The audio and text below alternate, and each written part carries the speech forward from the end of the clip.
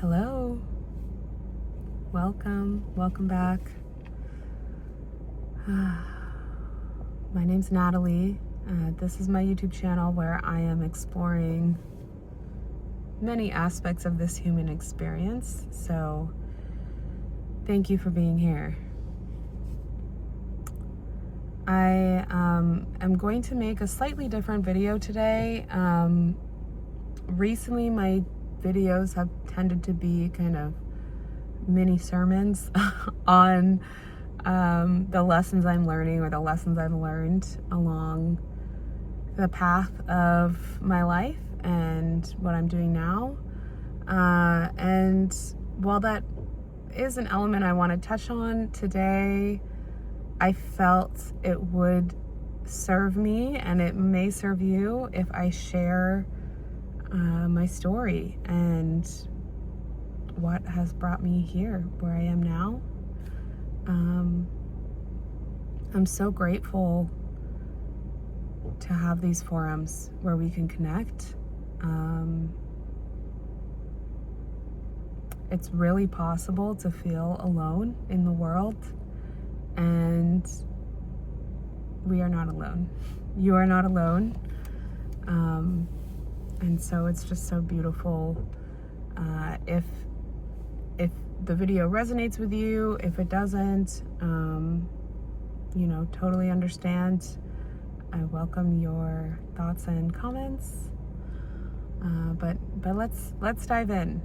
I was sitting here preparing before I began recording this, and I was like, oh, where is this going to go?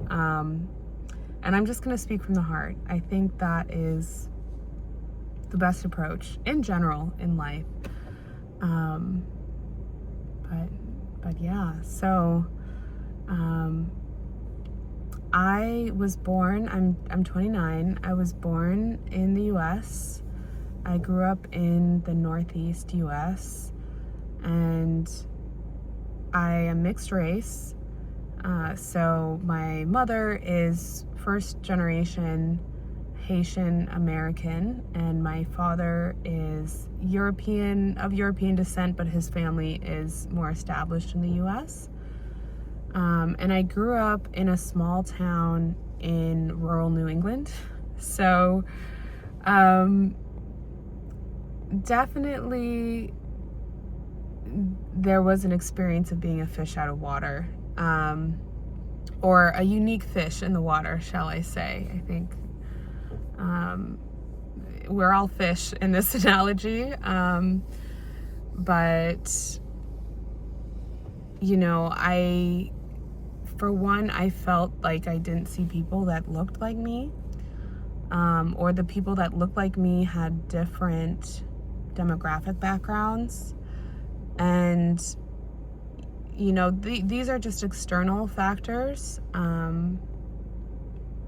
But internally, I think we all are born so pure-hearted, so desiring to be alive, desiring to connect with others. And I was no different. I really enjoyed connecting with my friends and teachers and teammates growing up. But there was something within me, whether this came from my parents or from my own experiences and my own traumas, there was something within me that felt this pressure to perform well.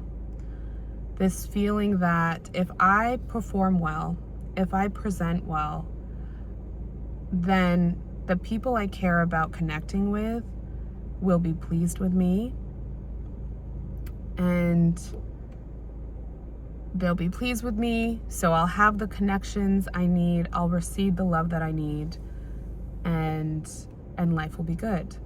And so maybe you've been there, or you can at least relate and understand.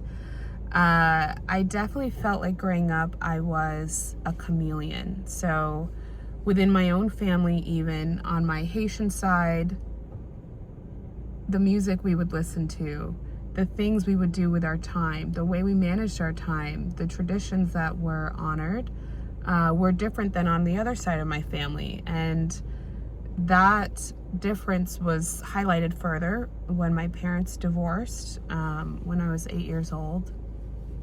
And from that place, I really just desired to please the people around me. And I was encouraged to excel in academics. I was fairly bright and talented in that area. So, I found pretty quickly if I was receiving a lot of positive feedback from my teachers, that felt good. And it allowed me to receive from my parents kind of a carte blanche, like, oh, Natalie's getting good grades, she's fine. And so that was how I was signaling to others, oh, I'm doing well, I'm getting really good grades. And a lot of my internal experience, I was not sharing with others. So there's like a mask, and we all wear a mask in life, in different scenarios. You present in the way that serves your purposes in that scenario. And I think that's natural and that's human. But I began to wear this mask, not just with my family, but also at school, also in my athletic community and with my friends, where I wanted to present as the person who's always fine, who always has it all together. And maybe I was quite convincing because I don't think people were overly concerned about me. But actually what was happening internally is I had a lot of darkness, a lot of dark emotions. I remember, and this was around my 16th birthday, I remember it was my birthday. I'm born on the 4th of July, by the way, so my birthday is also a holiday. It's during the summer. It was my sweet 16. I had dinner with family. I received a car for my birthday from my grandparents, right? These were all positive external circumstances. And I remember being alone that evening, and I just felt so broken inside. I felt like, why am I here? Like, what am I doing? And just really, really dark feelings. And that was a moment where I really sat with it, and I thought, I don't think it's normal to feel this way. I had been feeling alone on the inside. I had been feeling disconnected from others and even from myself for so long that it began to feel like my normal. And you can only do that for so long before your body, which loves you so much, tells you something's off here. And so I cried myself to sleep that night on my 16th birthday. And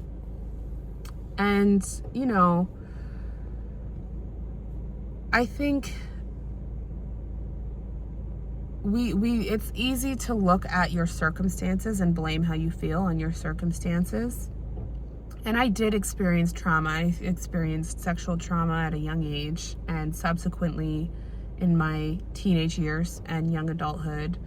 And I had experiences with my parents where I was like, oh, that hurts.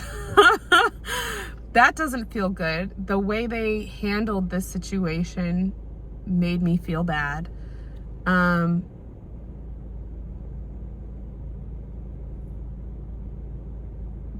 But ultimately, that sense of darkness, that sense of pain, that sense of, why am I here? I'm different from everyone else. Everyone has these good things. I'm not worthy of those good things. was within me, wherever it came from, whether my experiences or generational, if you are familiar with the idea of generational trauma, things that happen to your ancestors can affect your being physically within the structure of your DNA, and also spiritually, energetically, emotionally.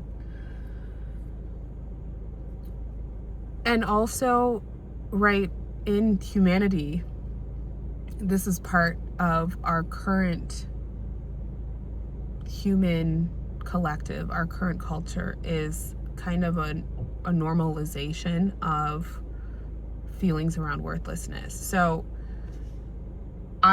wherever you want to trace back from, as I entered my adulthood, I did not feel secure in myself, even though I was presenting this mask, right? And so circa 2014, I was graduating from high school, top of my class, right? I remember a good friend and our class president, in his speech at graduation, he said, "Natalie won high school." He was referring to where I was going to college, because I was accepted into an Ivy League school. And so there was this perception, this pervasive perception, that I was doing really well. And in many ways, those are blessings. But I didn't know how to fix the hole inside of myself. That just felt like it was sucking in, like any good things that happened to me, I couldn't feel that goodness because I was more and more consumed with a sense of loneliness within inside myself. And so around the time that I was graduating from high school, I had already begun to try and fix that hole by pulling in supplementation, like relationships with friends that were not always healthy, relationships with lovers. I use that term lightly because they were not always loving. But just feeling like, oh, if I get a job and make some money, I'll feel better. If I have a boyfriend, I'll feel better. If I'm having sex, I will feel better. If I obsess over my grades and I never get lower than an A, I'll feel better. And what I was doing in my mind, I was creating all these benchmarks to meet, the set of rules, maybe that's a better way to put it, a set of rules that if I told myself, if I follow this set of rules, then I can manipulate my circumstances the way I want them to be, and then I will feel better. And that's hard because we cannot control other people, and we cannot control every event on this earth. And so my boyfriend would do or say something that hurt my feelings, and I was crushed. There was my stability gone. Or, a friend would invite me to go somewhere or to do something, and I didn't have the money to do it. Upset. Worthlessness, right back to square zero, not even square one, like black hole. If you've seen the movie Everything Everywhere All at Once, there's like a black hole concept in that film, and it just sucks in all the light and just everything. That's what was working inside of me. And so my mask became like dependent upon me following all of these rules I created in my mind to navigate the world, to make sure I always looked polished so I could receive positive attention from people, because the positive attention is what was keeping me above ground, honestly. And so I moved out when I was 18. I moved out fairly early. I felt I would be happier away from my home. And so thus began the grand adventure, right? And so I moved in with a boyfriend. I moved across the country, and I took a gap year from school. So part of the reason I took that gap year was because I wanted to travel, and I did get to travel. But also part of the reason was I did not feel like I could continue functioning. Like, I really felt burnt out. And if you know, you know. If you're running on empty, eventually you feel like you cannot keep going. And so in that time, I was working really hard. I was trying to fill the hole with money, trying to fill the hole with success, sexual attention. I unfortunately continued to experience some of that toxicity, the abusive situations, sexual assault instances multiple times, homelessness, poverty, like these things, because I was acting from this place of desperation to be loved, desperation to be seen and felt. My body never felt at rest. And that was my normal. Having my cortisol levels spiking, having a sense of emergency always hanging over my head. Those mindset habits perpetuated themselves in my life. And, you know, I'm reminded of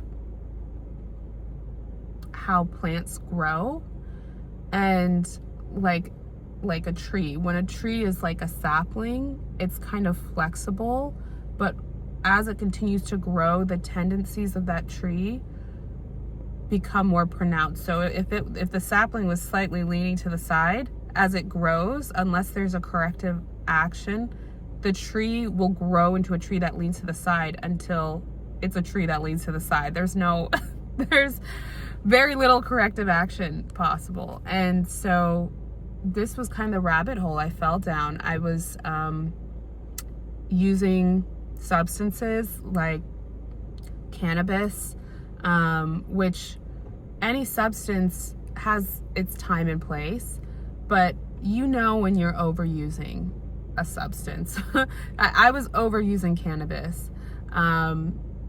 I was introduced to alcohol and started drinking alcohol, and this carried into my college years. So after my gap year, I still did not feel okay, but it felt like I have to do this, right? Because even you recall, the whole perception of me was she's a successful student, she's a student athlete. And so I felt like if I lost that mask, if I lost this image I had carefully constructed over years of my life, then I would lose touch with myself, because that was myself as I knew me. And so enter college, a beautiful time and a challenging time. A lot of opportunities for growth and a lot of exposure to vice. And so,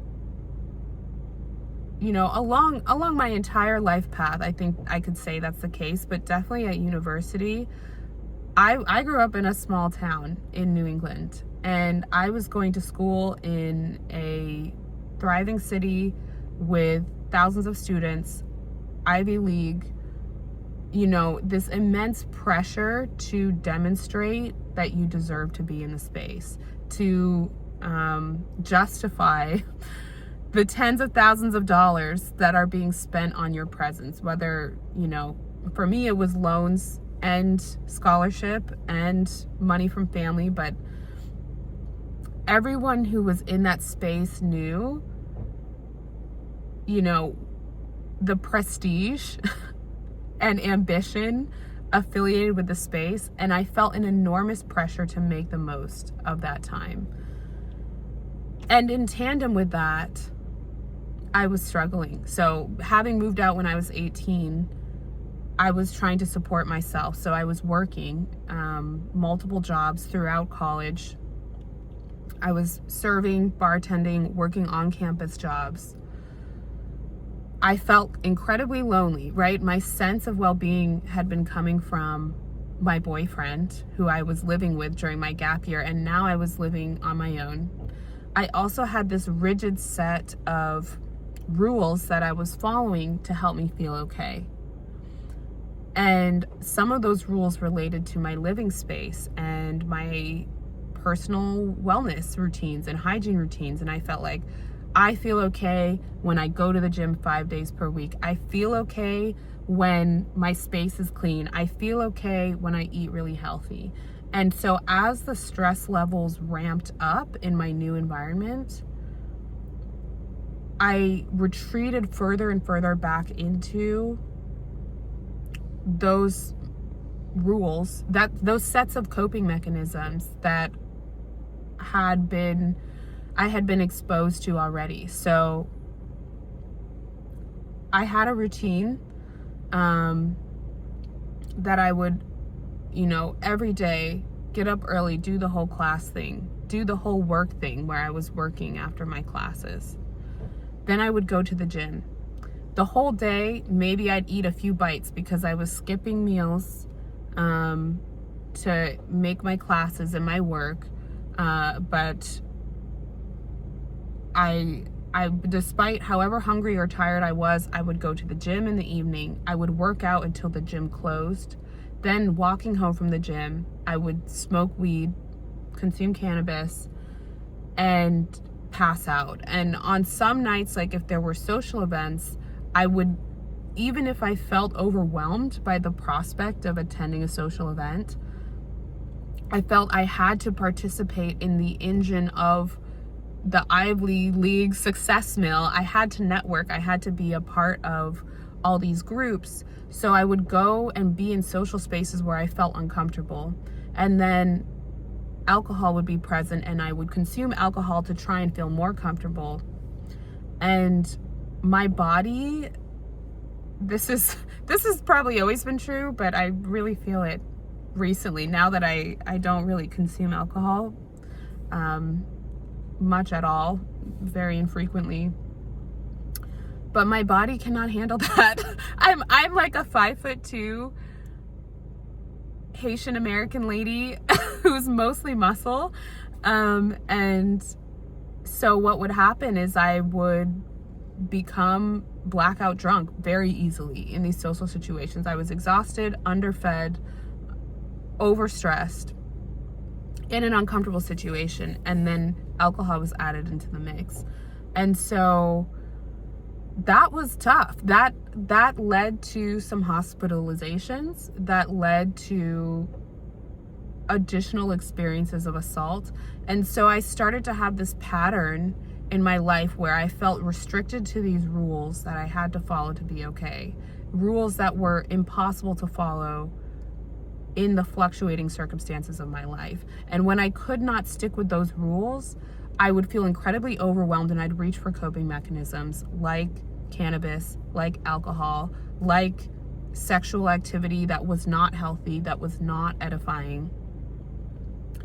And then in those experiences of reaching for the unhealthy coping mechanism, I would re-traumatize myself. I would have an experience that just widened the abyss of unworthiness that was inside me. And don't get me wrong, I had a lot of great experiences too. I made wonderful lifelong friends, and I learned a lot. Sorry, I have a call coming in. But all of this to say,